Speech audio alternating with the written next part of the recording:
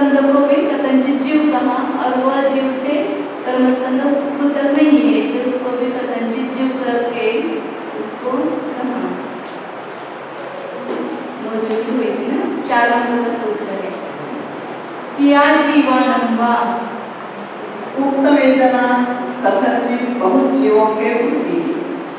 1, 2, 3, 4 और 5 इंद्रियों के भेद से अथवा 6 कायों के भेद से अथवा देशानिक भेद से जीव अनेक प्रकार के हैं। शंका, चेतना रहित मूर्त पुद्गल स्कंदों के साथ समवाय होने के कारण अपने स्वरूप अर्थात चैतन्य व अमूर्तत्व से रहित हुए जीव के जीवत्व स्वीकार करना कैसे युक्त है? युक्तियुक्त है। हाँ, समाधान नहीं, क्योंकि विनाश को नहीं प्राप्त हुए ज्ञान दर्शन के पाए जाने से उसमें जीवत्व का अस्तित्व सिद्ध है। वस्तुतः उसमें पुद्गल स्कंद भी नहीं है, क्योंकि यहाँ जीव भाव की प्रधानता की गई है। दूसरे, जीव में पुद्गल स्कंदों का प्रवेश बुद्धिपूर्वक नहीं किया गया है, क्योंकि यथार्थतः भी उससे उनका अभेद पाया जाता है। जीव में पुद्गल स्कंदों का प्रवेश बुद्धिपूर्वक नहीं किया गया है, क्योंकि यथार्थतः भी उससे उनका अभेद पाया जाता है। कोई जीव बुद्धिपूर्वक उनको ग्रहण नहीं करता है, ऑटोमेटिक उनका भाव पुद्गल स्कंद जो है वह जीव में प्रविष्ट हो जाते हैं। इस प्रकार की विवक्षा से ज्ञानावरणी की वेदना कथनचित बहुत जीवों के होती है। शंका, एक वेदना के बहुत से स्वामी कैसे हो सकते हैं? समाधान नहीं, क्योंकि अरहंतों की पूजा यहाँ बहुतों की भी एक पूजा का स्वामित्व पाया जाता है।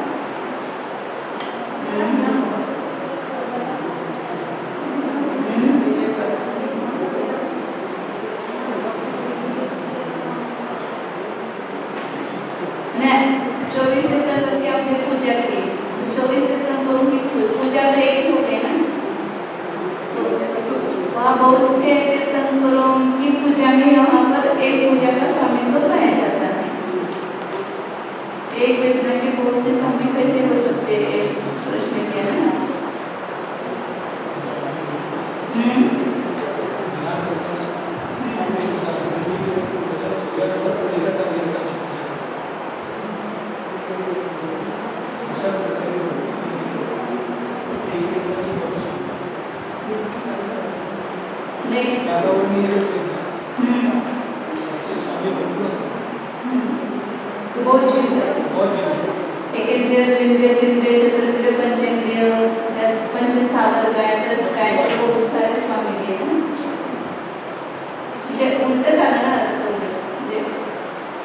एक वेदना के बहुत से स्वामी कैसे हो सकते हैं? विचार है ना। अरहंतों की पूजा, जैसे बहुत जीवों की ज्ञानावली वेदना,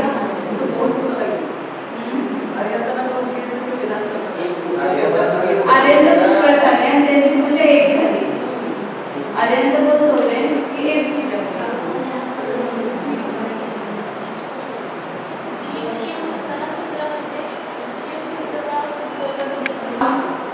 कथनचित व बहुत 9 जीवों के होती है। शरीराकार से स्थित कर्मवान उपकरण स्वरूप स्कंदों को 9 जीव कहा जाता है, क्योंकि वे चैतन्य भाव से रहित हैं। उनमें स्थित जीव भी 9 जीव हैं, क्योंकि उनका उनसे भेद नहीं है। उक्त 9 जीव अनेक संस्था, देश, काल, वर्ण व बंधन आदि के भेद की विवक्षा से अनेक उन 9 जीवों के ज्ञानावरणीय वेदना होती है।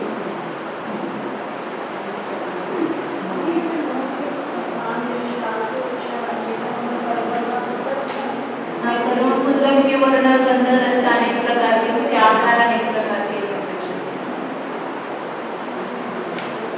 सिया नो जीवन सिया जीवस्य च नो जीवस्य च। कथनचित जीव और 9 जीव दोनों की होती है। जीव के भी वेदना होती है, क्योंकि जीव के बिना एकमात्र पुत्र से ही वह नहीं पाई जाती।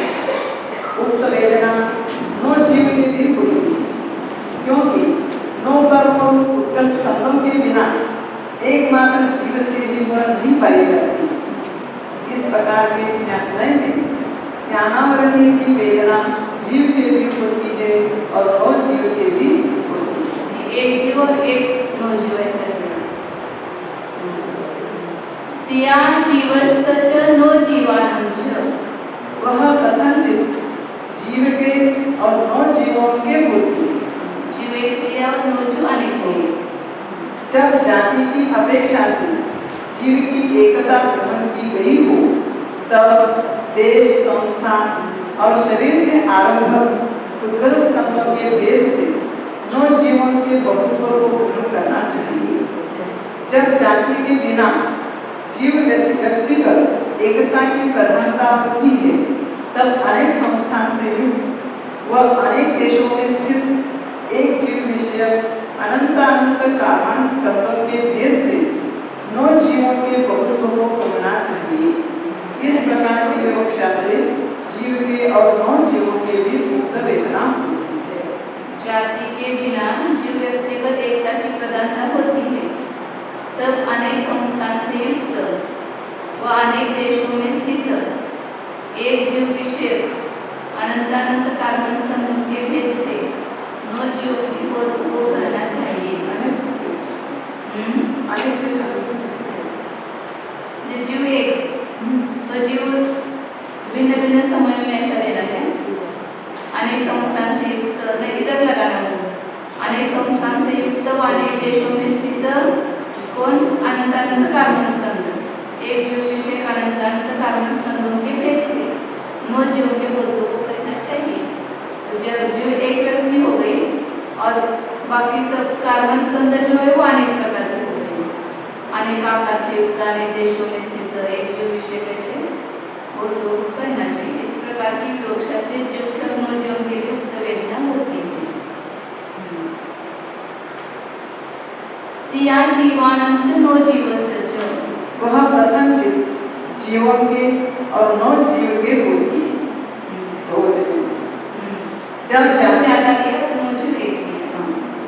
जब जाति द्वारा नो जीव की एकता विवक्षित हो, तब काय, इंद्रिय, संस्थान और देश आदि के भेद से जीवों के बहुत्व को ग्रहण करना चाहिए। जब व्यक्ति द्वारा नो जीव की एकता विवक्षित हो, तब प्रदेश आदि के भेद से जीवों के बहुत्व को ग्रहण करना चाहिए। इस प्रकार की विवक्षा से कथनचित जीवों के और नो जीव के भी वेदना होती है।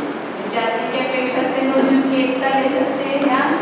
तो सब ज्ञानावरणीय एक जाति है ऐसा लेंगे। जाति की अपेक्षा से नो जीवों की एकता सब उद्गत जाति की है, इस अपेक्षा से भी एकता ले सकते हैं। तो जाति द्वारा नो जीव की एकता विवक्षित हो, तब जीवों के क्या करना वहाँ पर त्रस्काय, स्थावरकाय, एकेंद्रिय या संस्थान आदि या देश आदि के भेद से जीवों के बोधों को ग्रहण किया। या व्यक्ति द्वारा भी नो जीव की एकता विवक्षित हो, तब प्रदेश आदि के भेद से जीवों के बोधों को ग्रहण करना चाहिए। जीवों में प्रदेश की अपेक्षा से भेद कैसे करेंगे? अलग अलग स्थान में रहे हुए जीव ऐसा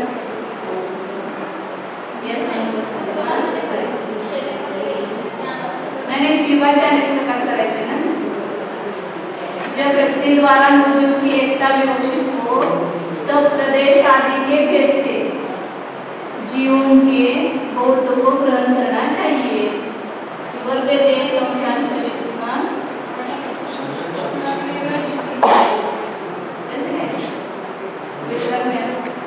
न जाति की अपेक्षा से एकता होती है। इसकी अपेक्षा से एक ही कर्म प्रमाण नहीं होता है, लेकिन सब कर्म स्कंदों को एक करके उसको नो जीव, एक नो जीव बना।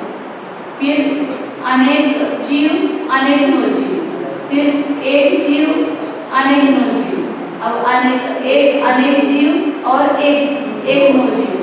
इस प्रकार ऐसे 8 करेंगे और एक करके ना हाँ, सिया जीवाणं च नो जीवाणं च।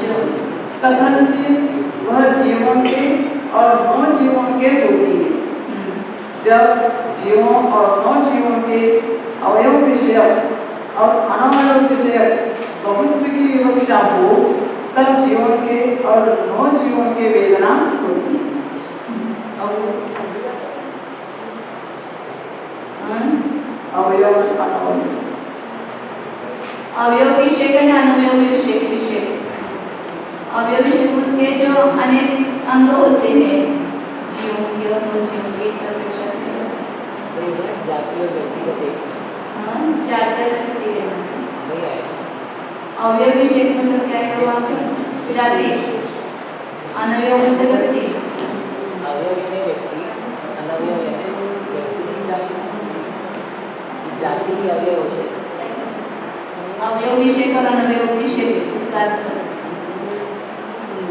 जब जीव और नौ जीवों के अवयव विषयक और अनवयव विषयक बहुत्व की विवक्षा हो, तब जीवों के और नौ जीवों की वेदना होती है। तब वो जीवों के और नौ जीवों उनकी अपेक्षा लगा सकते हैं।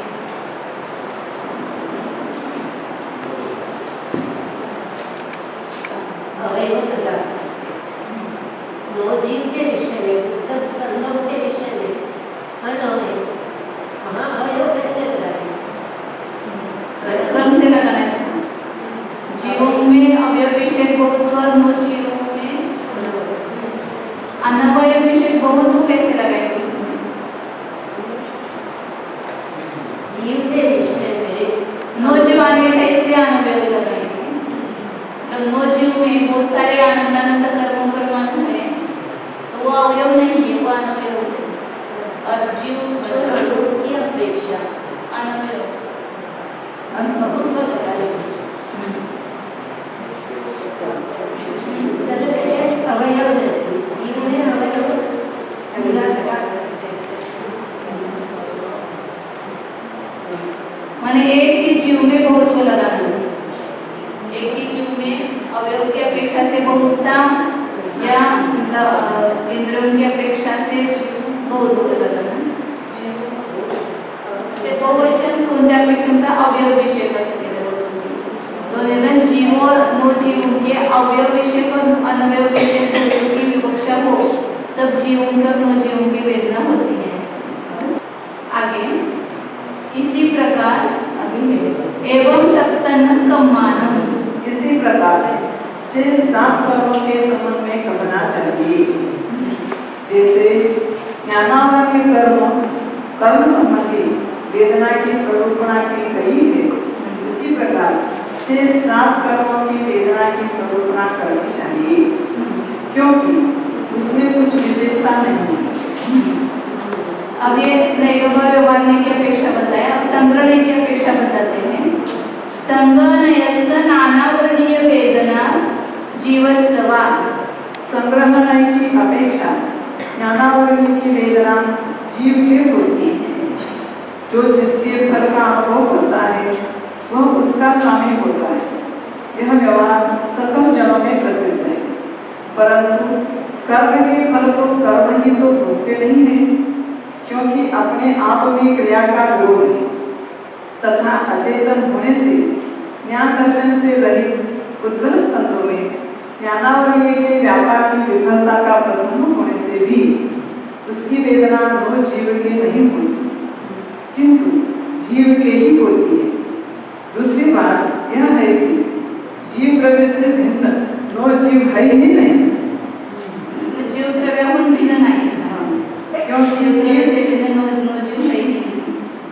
क्योंकि जीव के साथ एकता को प्राप्त उत्कल स्कंद के नौ जीव होने का विरोध है। यह कथन शुद्ध संग्रहण की अपेक्षा है, क्योंकि जीवों की और उनके साथ नौ जीवों की एकता स्वीकार की गई है। जीव के मतलब उसमें जीव और नौ जीव सब आ गए, तो 10 गंधर्व भी आ गए, वे सब स्वामी हैं।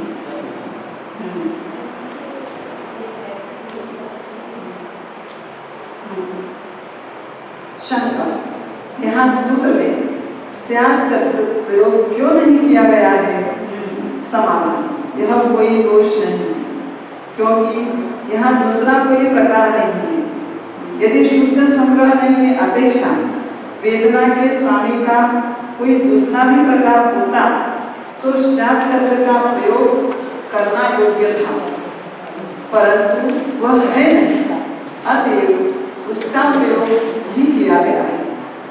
अब अशुद्ध संग्रहण के विषय में स्वामित्व की प्रवृत्ति करने के लिए आगे का सूत्र कहते हैं। जैसे संग्रहण की अपेक्षा से सबको सत कहते हैं, तो सत कहे तो सभी क्षय द्रव्य आ जाते हैं। ऐसे जीव कहे तो उसमें जीव भी आ गया और वो जीव स्कंद भी आ गया, सब इसका संग्रह हो गया।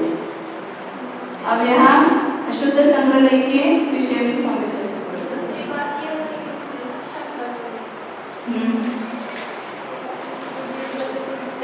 नो जीव पण आले त्याच्यामध्ये संग्रहित झाले, स्कंद पण तयार आहे। दूसरी बात है कि जीव द्रव्य से भिन्न नो जीव है ही नहीं, क्योंकि जीव के साथ एकता को प्राप्त बुद्ध स्कंद के नो जीव होने का विरोध है। यह कथन शुद्ध संग्रहण की अपेक्षा है, जिथं नो जीव म्हणायचं नाही, जीवच म्हणायचं। नो जीव नाहीच, जीवन वेगळं नसून नाहीच, त्याला पण जीवच म्हणायचं। इसलिए जीव की वेदना है जीवाणुवा अथवा जीवन के होती है, कारण कि संग्रह की अपेक्षा नौ जीव और जीव बहुत स्वीकार किए गए हैं। यह अशुद्ध संग्रहण की अपेक्षा कथन है। शेष प्ररूपणा जैसे शुद्ध संग्रहण का आश्रय करके की गई है वैसे ही करना चाहिए, क्योंकि इसमें उससे कोई विशेषता नहीं है। यहाँ पर भी जीवों के इसका अर्थ जीव और मौजूद दोनों, मौजूद को भी जीविका है, तो वह बहुत जीवों के हो गए। एवं सत्तनम कम्मानम, इसी प्रकार शेष 7 कर्मों के विषय में कथन करना चाहिए। जिस प्रकार शुद्ध और अशुद्ध संग्रहणयों का आश्रय करके ज्ञानावली की वेदना के स्वामित्व की प्ररूपणा की गई है, उसी प्रकार शेष 7 कर्मों की वेदना के स्वामित्व की प्ररूपणा पृथक पृथक करनी चाहिए, क्योंकि उसमें कोई विशेषता नहीं है।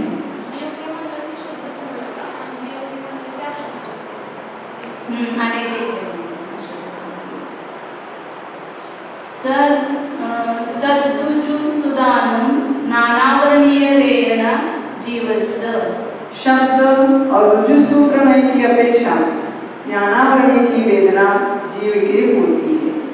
शंका, शब्द और रुजु सूत्र ये दोनों नए वह जीव के वेदना के बहुवचनों को क्यों नहीं? ये दोनों नए वो जिथे गेले तिथं पुढं करायचं। शब्द और रुजु सूत्र ये दोनों नए वह नौकर जीव वो वेदना के बहुवचन को क्यों नहीं स्वीकार करते हैं? जीव वह वेदना के बहुवचनों को क्यों नहीं स्वीकार करते हैं? समाधान, यह कोई दोष नहीं है, क्योंकि यहाँ बहुत्व की संभावना नहीं है। वह इस प्रकार से सभी वस्तु एक संख्या से सहित है, क्योंकि इसके बिना उसके अभाव का प्रसंग आता है। एकत्व को स्वीकार करने वाली वस्तु में द्वित्वादि की संभावना ही नहीं है, क्योंकि उनमें शीत व उष्ण के समान समान अवस्था रूप विरोध देखा जाता है। समान अवस्थान, एक सह अनवस्थान। इसके अतिरिक्त एकत्व से रहित वस्तु है भी नहीं, जिससे कि वह अनेकत्व का आधार हो सके। शंका, एक खंभे में मूल, अग्र एवं मध्य के भेद से अनेकता देखी जाती है। समाधान, ऐसी आशंका होने पर उत्तर देते हैं कि नहीं, क्योंकि उसमें एकत्व को छोड़कर अनेकत्व पाया नहीं जाता, कारण कि स्तंभ में तो अनेकत्व की संभावना है नहीं, क्योंकि उसमें एकता पाई जाती है। मूलगत, अग्रगत अथवा मध्यगत अनेकता भी संभव नहीं है, क्योंकि उनमें भी एकत्व को छोड़कर अनेकता नहीं पाई जाती। यदि कहा जाए कि तीन एक वस्तुओं का समूह अनेकता का आधार है, सो यह कहना भी ठीक नहीं है, क्योंकि उनसे भिन्न वस्तुओं का समूह पाया नहीं जाता। इस कारण इन नयों की अपेक्षा बहुत्व संभव नहीं है, इसीलिए यहाँ बहुवचन भी नहीं है। अतएव शब्द और रुजुसूत्र नयों की अपेक्षा ज्ञानावली की वेदना जीव की होती है, ऐसा कहा गया है। रुजुसूत्र में से आगे सही है, सब एक ही है, मतलब अनेकों को ग्रहण करता ही नहीं। एक संख्या में कोई भी जीव हो तो वो एक संख्या से सही ही है ना, उसमें दो अधिक संख्या है ही नहीं। एवं सत्तनम कम्मानम। इसी प्रकार इन दोनों नयों की अपेक्षा शेष 7 कर्मों की वेदना के स्वामित्व का कथन करना चाहिए। जिस प्रकार ज्ञानावली की वेदना के स्वामित्व की प्ररूपता की गई है, उसी प्रकार शेष 7 कर्मों की वेदना के स्वामित्व की प्ररूपता करनी चाहिए, क्योंकि उसमें कोई विशेषता नहीं है। इस प्रकार वेदना स्वामित्व विधान अवयोगवाद समाप्त हुआ।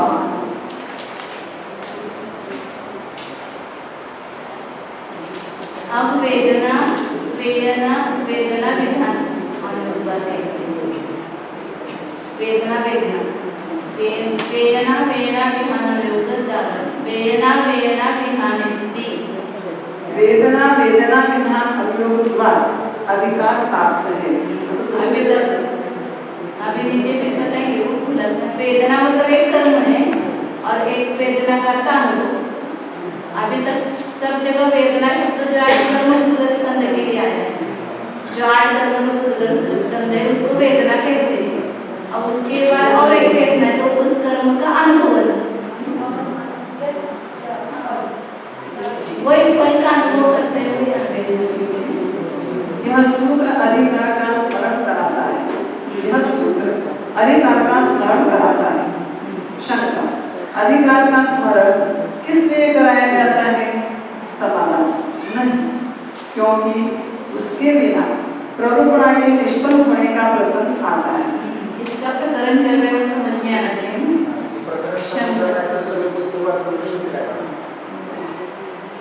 वेदना किसे कहते हैं? शंका, वेदना किसे कहते हैं? समाधान, वेद्यते वेदिष्यते इति वेदना, अर्थात जिसका वर्तमान में अनुभव किया जाता है या भविष्य में किया जाएगा वह वेदना है। इस निरुक्ति के अनुसार 8 प्रकार के कर्म उत्कर्ष स्कंध को वेदना कहा गया है। वेदना खंड चल रहा है, लेकिन उसके पहले कभी वेदना साधना का खुलासा नहीं किया। वेदना का खुलासा किया। वेदना किसको कहते हैं? 8 प्रकार के कर्म उत्कर्ष स्कंध को वेदना कहते हैं। क्यों वेदना शब्द का प्रयोग किया? क्योंकि आगे उसके वर्तमान में भी अनुभव किया जाता है, आगे भी भविष्य में भी उसका अनुभव किया जाएगा, इसलिए कर्म को वेदना ये शब्द का प्रयोग किया है। शंका, 9 कर्म भी तो अनुभव के विषय होते हैं, फिर उनकी वेदना संज्ञा क्यों अभिष्ट नहीं है? समाधान नहीं, क्योंकि 8 प्रकार के कर्म की प्ररूपणा का निरूपण करते समय 9 कर्म प्ररूपणा की संभावना ही नहीं है। अनुभव करने का नाम वेदना है। ये दूसरा वेदना शब्द का वेदना की वेदना वेदना वेदना है, अर्थात 8 प्रकार के कर्म उत्कर्ष कर्मों के अनुभव करने का नाम वेदना वेदना है। विधीयते क्रियते प्ररूप्यते इति विधानम, अर्थात जो किया जाए या जिसकी प्ररूपणा की जाए वह विधान है। किसी ने पूछा ना विधान में क्या है, वही आप बताएं। जो किया जाए जिसकी प्ररूपणा की जाए वो विधान है। वेदना वेदना का विधान, वेदना वेदना विधान इस प्रकार यहाँ तत्पुरुष समास है, उसके विषय में प्ररूपणा की जाती है, यह उसका अभिप्राय है। संवंपि कंपम पैडेति कट्टु नेगमनयस्य। नैगम्य की अपेक्षा सभी कर्मों को प्रकृति मानकर यह प्ररोचना की जा रही है। जो सत है वह भेद व अभेद दोनों का उल्लंघन करके नहीं करता। इस प्रकार जो एक को विषय नहीं करता है अर्थात वो मुख्यता की अपेक्षा दोनों को ही विषय करता है, इसे नैगम नहीं कहते। उस नैगम न एकम गमयति इति नैगमः, ऐसी उसकी व्याख्या है। जो एक को विषय नहीं करता है, एक का ज्ञान नहीं कराता है, दोनों का ज्ञान कराता है, भेद को भी विषय करता है, अभेद को भी, उसको नैगम्य कहते हैं। उस नैगम्य के अभिप्राय से बद्ध, उत्तीर्ण और उपशांत के भेद से स्थित सभी कर्म प्रकृति रूप है, क्योंकि प्रक्रियते अज्ञानादिकम फलमनया आत्मनः इति प्रकृति, अर्थात जिसके द्वारा आत्मा को अज्ञानादि फल किया जाता है वह प्रकृति है। यह प्रकृति शब्द की व्युत्पत्ति है। प्रकृति शब्द की उत्पत्ति, जिसके द्वारा आत्मा को अज्ञानादि किया जाता है, प्रक्रियते इति प्रकृति। शंका, फलदान स्वरूप से परिणत हुआ कर्म पुत्रस्कंद उदीर्ण कहा जाता है। मिथ्यात्व, अविरति, प्रमाद, कषाय और योग के द्वारा कर्म स्वरूप को प्राप्त होने वाला कारण पुत्रस्कंद बद्धिमान कहा जाता है। इन दोनों से भिन्न कर्म पुत्रस्कंद को उपशांत कहते हैं। सत्ता में उनमें उदीर्ण कर्म पुत्रस्कंद की प्रकृति संज्ञा भले ही हो, क्योंकि वह फलदान स्वरूप से परिणत है। बद्धिमान और अनुपशांत कर्म पुत्रस्कंदों की यह संज्ञा नहीं बन सकती, क्योंकि उनमें फलदान स्वरूप का अभाव है। समाधान तीन प्रकार के हैं, बद्धिमान, उदीर्ण और उपशांत। अब इसी के प्ररूपण आगे चलेगी तो उसकी शंका करके शंका कि आप उदीर्ण को तो प्रकृति कहो, लेकिन जो बद्धिमान है अभी उसका फल नहीं अनुभव किया जा रहा है, फल नहीं वो दे रहा है, या जो सत्ता रूप में है वो भी फल नहीं दे रहा है, उसको प्रकृति संज्ञा देना उचित नहीं। समाधान नहीं, क्योंकि तीनों ही कालों में प्रकृति शब्द की सिद्धि की गई है। इस कारण जो कर्मस्कंद वर्तमान काल में फल देता है और जो भविष्य में फल देगा, इन दोनों कर्मस्कंदों की प्रकृति संज्ञा सिद्ध है। अथवा जिस प्रकार उदय प्राप्त कर्म वर्तमान काल में फल देता है, उसी प्रकार बद्धिमान और उपशम फल को प्राप्त कर्म भी वर्तमान काल में भी फल देते हैं, क्योंकि उनके बिना कर्मोदय का अभाव है।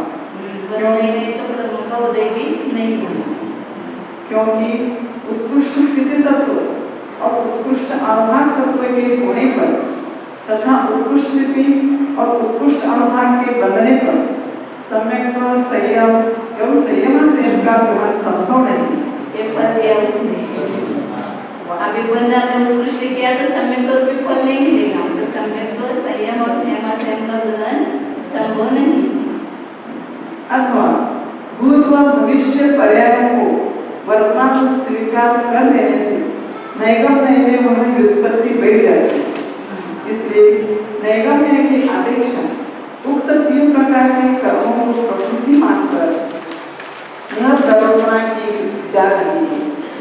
अभिप्राय यह है कि नैगम्य बद्धिमान, उदीर्ण और उपशांत इन तीनों ही कर्मों की वेदना संज्ञा स्वीकार करता है। नानावर्णीय वेदना सिया बद्धमानिया वेदना।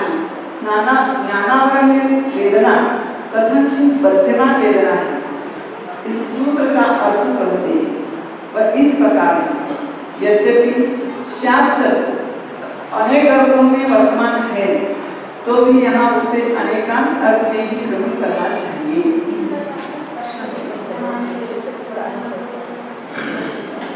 जो अभी कर्म का बंध हो रहा है उसको वेदना नाम मिला, इसलिए बद्धमान वेदना कथनचित उदीर्ण है, कथनचित उपशांत सब सिद्ध है। शंका, प्रशंसा, अस्तित्व, अनेकांत, विधि और विचार आदि अर्थों में वर्तमान भी स्यात् शब्द अमुक अर्थ में ही ग्रहण किया जाता है। यह कैसे ज्ञात होता है? एक स्यात् शब्द के कितने अर्थ होते हैं ये बता दिया। प्रशंसार्थ होता है, स्यात् माने अस्तित्व भी होता है, स्यात् माने अनेकांत भी होता है, और स्यात् का अर्थ विधि, विद्यार्थ कहते हैं ऐसा होगा विधि, और विचारणा आदि अर्थ में यह शब्द वर्तमान है। समाधान वह प्रकार से ज्ञात हो जाता है। जो ज्ञानावरणीय की वेदना है उसकी प्रलोभना की जाती है। शंका सूत्र में ज्ञानावरणीय वेदना यह निर्देश किस लिए किया गया है? समाधान उसका निर्देश प्रलोभित किए जाने वाली प्रकृति का स्मरण कराने के लिए किया गया है। कथनचित बद्धमान वेदना होती है क्योंकि उससे अज्ञान आदि फल की उत्पत्ति देखी जाती है। शंका चूंकि बांधा जाने वाला कर्म उस समय फल को करता नहीं है, अतः उसकी वेदना संज्ञा कैसे हो सकती है? समाधान नहीं, क्योंकि इसके बिना वह उत्तर काल में फलदाता नहीं बन सकता। अतएव बंद समय में भी उसे वेदनात्मक सिद्ध है। शंका यहाँ एक वचन का निर्देश क्यों किया गया है? समाधान जीव, प्रकृति और समय इनके बहुत्व की अपेक्षा न कर एकत्व की मुख्यता से एक वचन का निर्देश किया गया है। एक जीव एक प्रकृति को एक समय में बांध रहा है, तो यहाँ पर सब एकत्व की विवक्षा है। ऐसे ही आप लोग भंग करेंगे ना, यहाँ पर एक और अनेक को लेकर के अनेक भंग करेंगे। यहाँ मेरे कथनचित वर्तमान वेदना में सब एक लेना है, एक जीव एक प्रकृति और एक समय। जब हम करेंगे वहाँ पर समय की बहुलता, प्रकृति की बहुलता और जीव की बहुलता। यहाँ जीव व प्रकृति के एक वचन व बहुवचन को तथा काल के एक वचन को स्थापित कर इस सूत्र का आगाज करते हैं। वह इस प्रकार है। एक समय में बांधी गई एक जीव की एक प्रकृति कथनचित विद्यमान वेदना है। शंका सूत्र में अनिर्दिष्ट जीव, प्रकृति और समय इनका निर्देश यहाँ कैसे किया जा रहा है? समाधान प्रकृति का निर्देश सूत्र में किया ही गया है, क्योंकि ज्ञानावरणीय वेदना ऐसा सूत्र में कहा गया है। समय भी सूत्र निर्दिष्ट ही है, क्योंकि विद्यमान इस प्रकार से वर्तमान काल का निर्देश किया गया है। जीव भी सूत्रोद्दिष्ट ही है, क्योंकि मिथ्यात्व, असंयम, कषाय और योग प्रत्यय से करना जीव के बिना बंधन नहीं हो सकता। ऐसी प्रत्येक विधान में प्रलोभना की जा चुकी है, इसलिए जीव, प्रकृति और समय ये सूत्र निबद्ध ही है, ऐसा समझना चाहिए। शंका यहाँ काल को बहुवचन क्यों नहीं स्वीकार करते? समाधान नहीं, क्योंकि बंध के द्वितीय समय में उपशम भाव को प्राप्त होने वाले कर्म बंध के एक समय को छोड़कर बहुत समय पाए नहीं जाते। यहाँ पर विद्यमान वेदना में कभी भी काल आने नहीं आएगा, क्योंकि विद्यमान अर्थात वर्तमान में जिसका बंध हो रहा है तो एक ही समय में विद्यमान होगी ना, अनेक समय में विद्यमान नहीं देंगे उसको। इसलिए विद्यमान का जब भी भंग करेंगे उसमें काल का अनेक भंग नहीं बनेगा। तो इसके कितने भंग बनेंगे? 4 भंग बनेंगे। जीव, प्रकृति और समय के एक वचन और बहुवचन का यह प्रस्ताव है। मतलब जीव कैसे लगाना? एक समय में एक जीव एक प्रकृति को एक समय में बांधता है, कोष्टक है ना। फिर एक जीव अनेक प्रकृतियों को एक समय में बांधता है, अनेक जीव एक प्रकृति को एक समय में बांधते हैं, और अनेक जीव अनेक प्रकृति को एक समय में बांधते हैं। इस प्रकार ये 4 भंग बनेंगे। अनेक के भी 4 होते हैं, लेकिन यहाँ पर विद्यमान के भी नहीं होंगे। उदीर्ण और उपशांत में वो बनेंगे, वो 8 होंगे।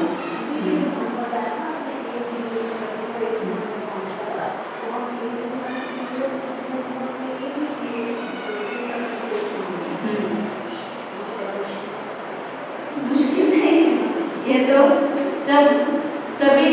लेंगे, लेकिन यहाँ पर विवक्षा एक भी जब लेंगे इसकी अपेक्षा से, तो वहाँ पर एक किस अपेक्षा से लेंगे, तो एक जीव को लेंगे, एक प्रकृति को लेंगे, एक समय को लेंगे।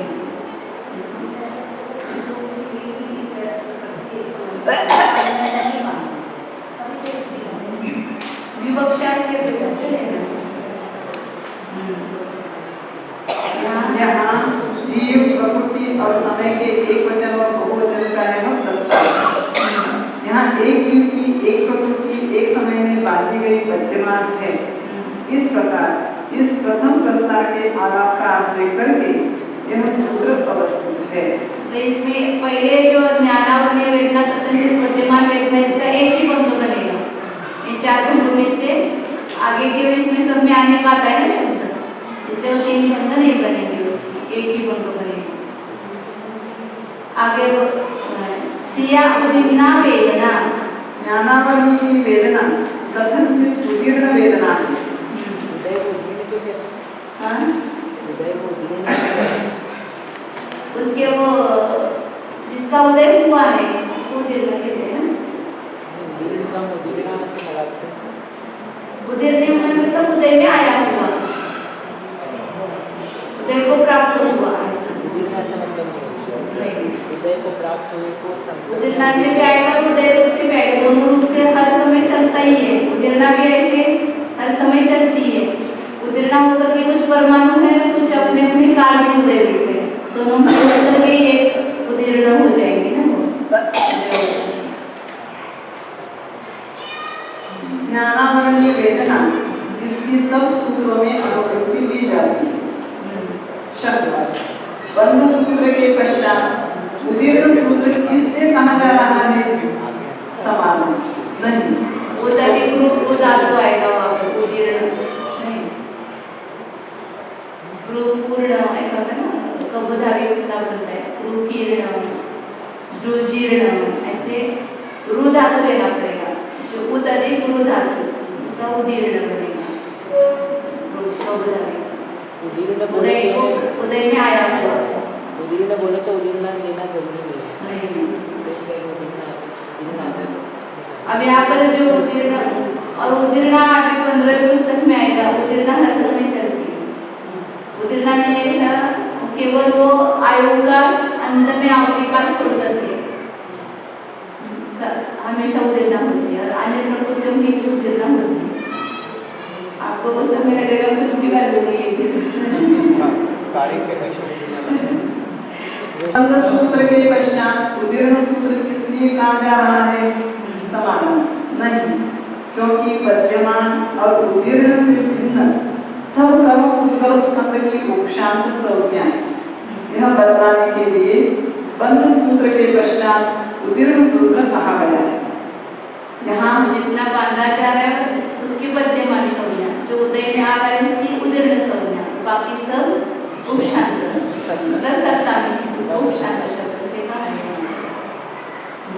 यहाँ जीव, प्रकृति और समय को एक वचन व बहुवचन को स्थापित कर पश्चात अक्ष परावर्तन करके उत्पन्न की गई उदीर्ण कर्म पुष्कल स्कंद की जीव, प्रकृति एवं समय से संबद्ध प्रस्तावित यह संतुष्टि है। यहाँ पर 8 बंध बनेंगे, क्योंकि हर समय क्या करेंगे, पहले समय एक आए, उसके साथ जीव एक ही रखेंगे, फिर जीव प्रकृति जो है वह एक को छोड़कर अनेक लेंगे, उसके भी समय के एक अनेक बनेंगे। अब प्रकृति छोड़कर जीव भी अनेक लेंगे, तो प्रकृति भी अनेक और जीव भी अनेक। एक यहाँ पर रह गया है, लिखना 8 है ना, एक जीव, एक प्रकृति, एक समय। अब समय क्या करना, इसी के साथ जीव और प्रकृति को एक ही रखना, समय को बदलना अनेक। जैसे अपन भंग बदलते हैं ना, ये समय हमेशा बदलता रहना। फिर यहाँ पर जीव एक पर ही रखना, लेकिन प्रकृति अनेक, एक जीव अनेक प्रकृति एक समय। अब यहाँ पर अनेक जीव लिखने, यहाँ पर वही देना, समय अनेक देना, समय को बदलना, एक जीव अनेक प्रकृति अनेक समय। फिर अनेक जीव, जीव अब एक छोड़कर अनेक लिया। पहले प्रकृति को अनेक लिया ना, प्रकृति के एक के साथ दो बंद हो गए, प्रकृति के अनेक के साथ दो बंद हो गए। अब जीव के अनेक के साथ चार बंद हो जाएंगे। अनेक जीव एक प्रकृति एक समय, फिर अनेक जीव, ये लिखना है यहाँ पर हमारे पुस्तक में, अनेक जीव एक प्रकृति अनेक समय। समय हमेशा बदलना, एक अनेक ऐसा। जीव अनेक लिया, वहाँ पर प्रकृति अनेक लिखी दो बंदों में, और समय एक अनेक। फिर अनेक जीव अनेक प्रकृति एक समय, और अनेक जीव अनेक प्रकृति अनेक समय।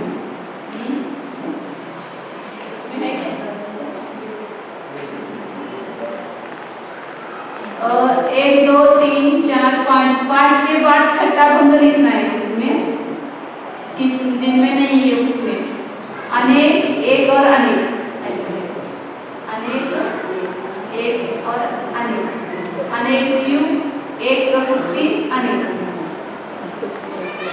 एक क्रम ध्यान में आएगा, देखो फिर वो आगे बार बार आने वाले हैं ये सब बंद।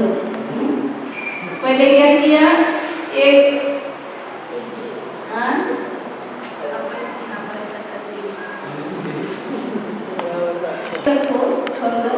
जीव एक अनेक, प्रकृति एक अनेक, और समय एक अनेक। अपना जो अक्ष है, पहले इसने नंबर रखा अक्ष को, एक जीव एक प्रकृति एक समय, एक बंद हो गया। अब दूसरा बंद समय को बदलना, ये समय का अक्षर इधर ले जाना, एक से अनेक को ले जाना, एक जीव एक प्रकृति अनेक समय।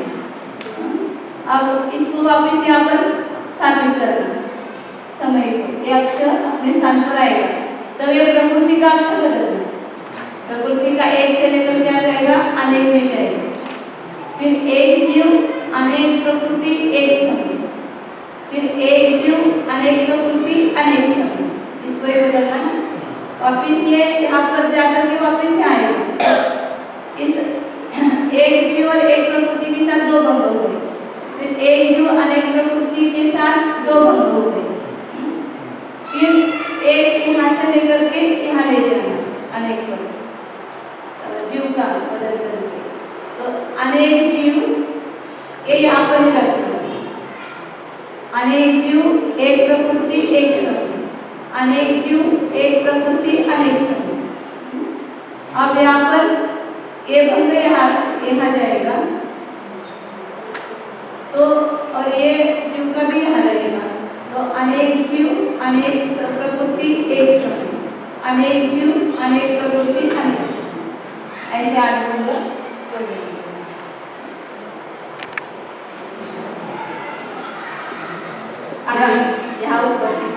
यहाँ ऊपर की पंक्ति जीवों की, मध्य की पंक्ति प्रकृतियों की, और अधस्थ 3 समयों की है। अधस्थ पंक्ति समयों की है। यहाँ एक जीव की एक प्रकृति एक समय में बांधी गई कथनचित उत्तीर्ण वेदना है। इस प्रथम आलाप से इस सूत्र की प्ररूपणा हो जाती है। शंका, यहाँ उत्तीर्ण की प्ररूपणा करते समय काल का बहुत्व कैसे पाया जाता है?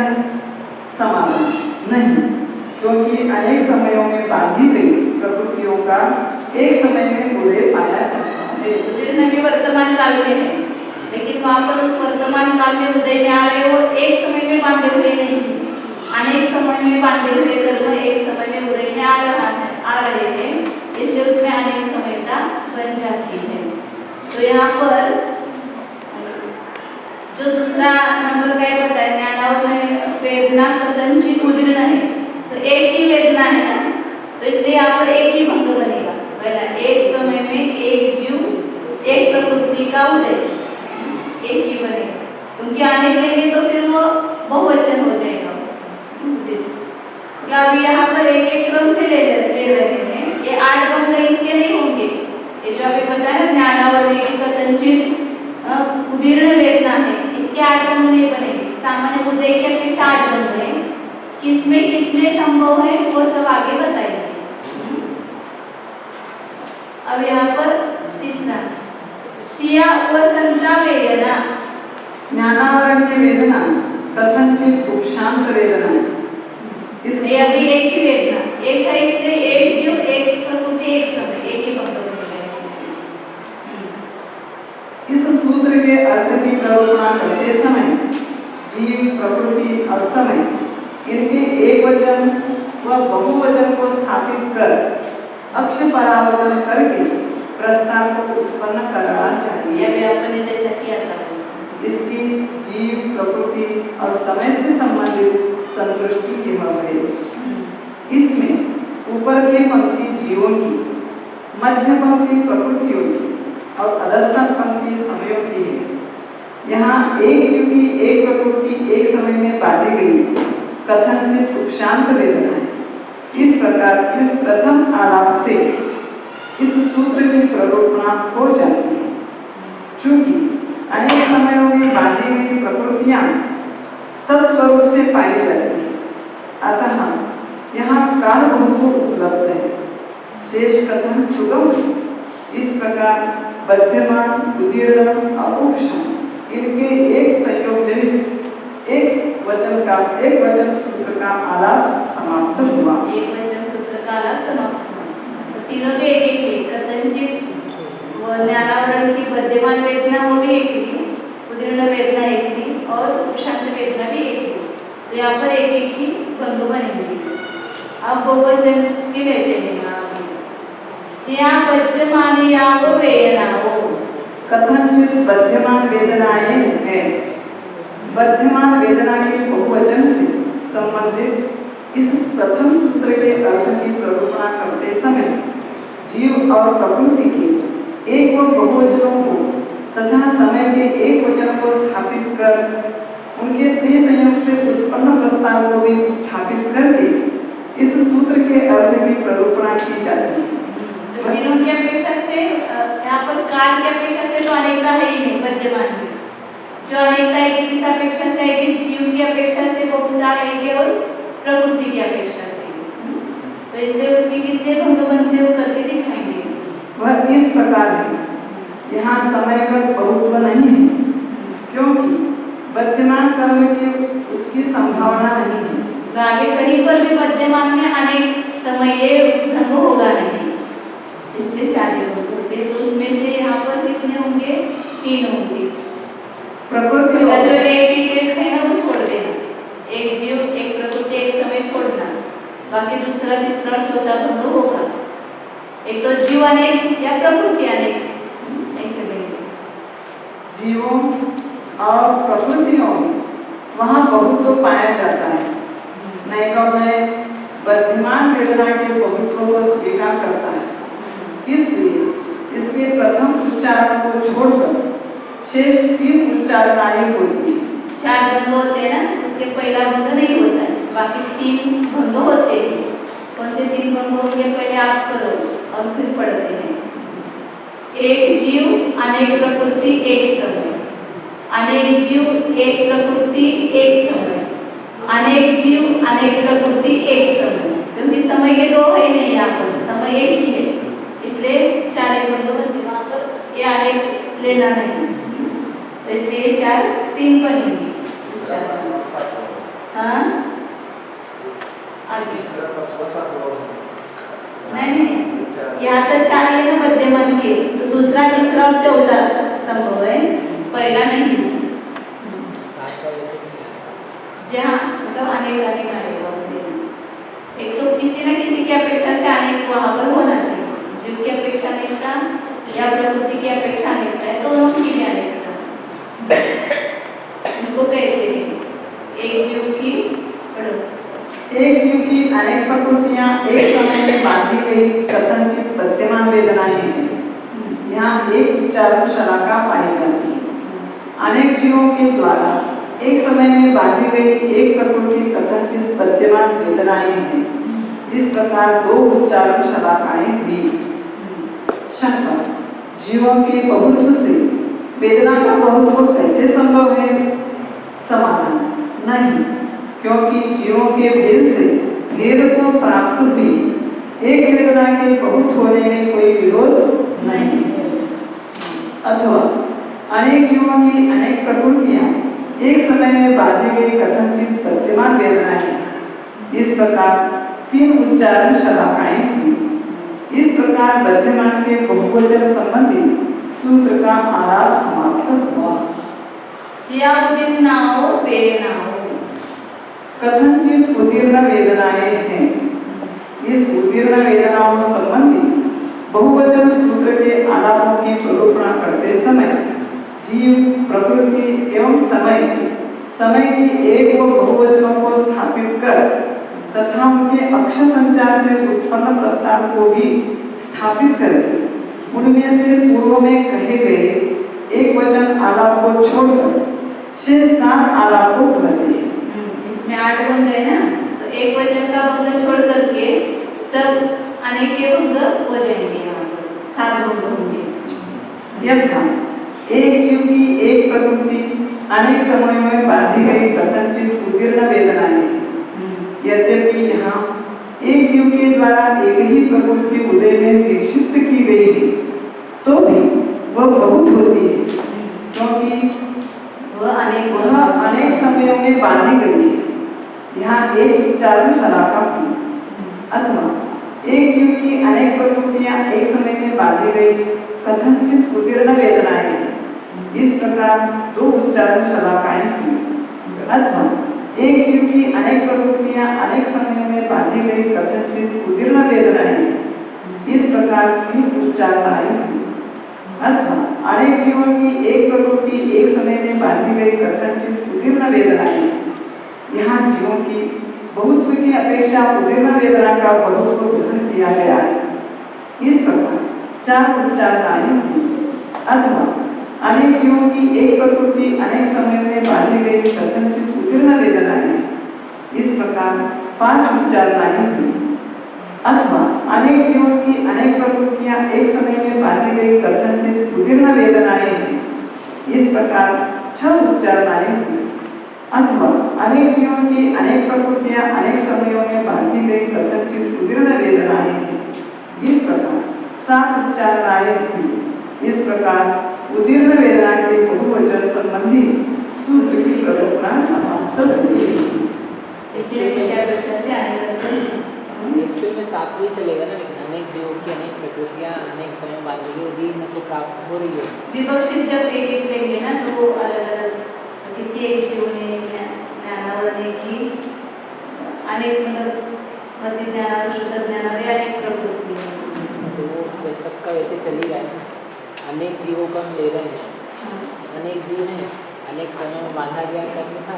लेकिन आपको उसकी विवक्षा नहीं है। यहाँ पर समझो कि किसी ज्ञानावरण की ही वेदना को आप विषय बना करके कथन कर रहे हैं या उसकी विवक्षा से बात कर रहे हैं, तो वहाँ पर आपको एक ही प्रकृति विवक्षित है। लेकिन ऐसे और अनेक जीव मिला करके कोई कर्म बांधते हैं, सबका अपना अपना बनता है, लेकिन अनेक जीव मिल करके समान कर्म बांध रहे हैं, तो वहाँ पर प्रकृति में भेद विवक्षित नहीं है, अनेक जीव विवक्षित है। तो उस अपेक्षा से अनेक करते हैं।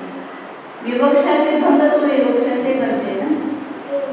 हाँ, लेकिन वहाँ तो संभव भी होते हैं, यहाँ तो जो संभावना भी है। विवक्षा से अलग अलग कह रहे हैं, जो एक्चुअल में घटना घट रही है वो तो लास्ट वाली हो रही है ना। ऐसा नहीं कि किसी समय एक जीव की बस एक प्रकृति एक समय बांधी गई उदीर्ण, वो तो किसी का नहीं होता, सबका ऐसे विवक्षा से ही कहेंगे उसको। सिया वसंताओ वेदनाओ कथनचित उपशांत वेदनाएं हैं। इस उपशांत वेदना के बहुवचन संबंधी सूत्र के आलापों का कथन करते समय जीव, प्रकृति और समय इनके एक व बहुवचनों को तथा उनके अक्ष संचार से उत्पन्न प्रस्ताव को भी स्थापित करके उनमें एक वचन को प्रथम आलाप को छोड़कर शेष 7 विकल्पों द्वारा इस सूत्र के अर्थ की प्ररूपणा करनी चाहिए। वह इस प्रकार से एक जीव की एक प्रकृति अनेक समयों में बांधी गई कथनचित उपशांत वेदनाएं स्वरूप है। वेदनाओं स्वरूप इस प्रकार एक उच्चारण अभी जो उदाहरण के साथ थे वही आएंगे, पहला भंग छोड़ करके बाकी के साथ आएंगे, क्योंकि सातों में अनेक थे किसी न किसी अपेक्षा से। यद्यपि यह एक जीव की एक ही प्रकृति है, तो भी अनेक समयों में बांधे जाने के कारण यहाँ उपशांत वेदना का बहुत युक्तियुक्त है। अथवा एक जीव की अनेक प्रकृतियां एक समय में बांधी गई कथनचित उपशांत वेदनाएं, इस प्रकार दो उच्चारणाएं हुई। अथवा एक जीव की अनेक प्रकृतियां अनेक समयों में बांधी गई कथनचित उपशांत वेदनाएं, इस प्रकार तीन उच्चारणाएं हुई। अथवा अनेक जीवों की एक प्रकृति एक समय में बांधी गई कथनचित उपशांत वेदनाओं स्वरूप है, इस प्रकार चार उच्चारणाएं हुई। यहाँ जीव बहुत्व की अपेक्षा करके उपशांत वेदना एक समय में बांधी गई एक प्रकृति के बहुत्व को ग्रहण किया गया है।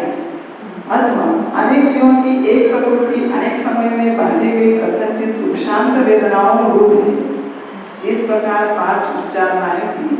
अथवा अनेक जीवों की अनेक प्रकृतियां एक समय में बांधी गई कथनचित उपशांत वेदनाएं हैं, इस प्रकार छह उच्चारणाएं हुई। अथवा अनेक जीवों की अनेक प्रकृतियां अनेक समयों में बांधी गई कथनचित उपशांत वेदनाएं हैं, इस प्रकार सात उच्चारणाएं हुई। इस प्रकार उपशांत वेदना संबंधी सात बहुवचन भंगों की प्ररूपणा की गई है। इस प्रकार गद्यमान उदीर्ण और उपशांत वेदना की एक व बहुवचनों से संबंध छह सूत्रों की प्ररूपणा करके द्विसंयोजन भंगों की प्ररूपणा करने के लिए आगे का सूत्र तीनों गद्यमान और उदीर्ण और उपशांत, एक एक वचन दिया फिर बहुवचन दिया। अब तो द्विसंयोगी भंग करेंगे।